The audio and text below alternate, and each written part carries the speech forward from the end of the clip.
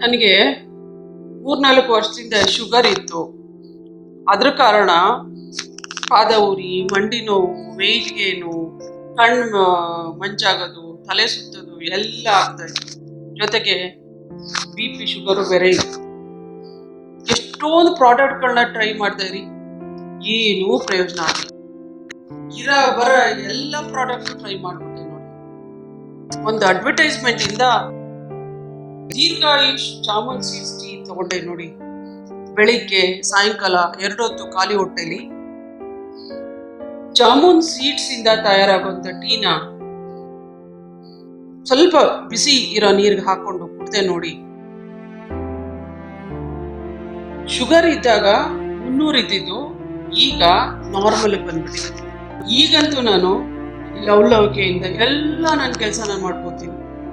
ಆಚೆ ಎಲ್ಲ ನಾನು ಒಬ್ಬಳೇ ಓಡಾಡ್ತೀನಿ. ಗಿಡಕ್ಕೆ ನೀರು ಹಾಕೋದು, ಗಾರ್ಡನ್ ಮಾಡೋದು, ಅಡುಗೆ ಮಾಡ್ಕೊಳ್ಳೋದು, ಬೇರೆಯವ್ರ ಸಹಾಯ ಇಲ್ಲದೆ ನಾನೇ ಎಲ್ಲ ಕೆಲಸಗಳು ಮಾಡ್ಕೊಳ್ಳೋದು ರೀತಿಗೆ ಬಂದಿದ್ದೀನಿ. ನಂತರ ನೀವು ಆಗ್ಬೇಕಾ? ದೀರ್ಘಾಯುಷ್ ಜಾಮೂನ್ ಸೀಡ್ಸ್ ಟೀ ತಗೊಂಡು ಟ್ರೈ ಮಾಡಿ.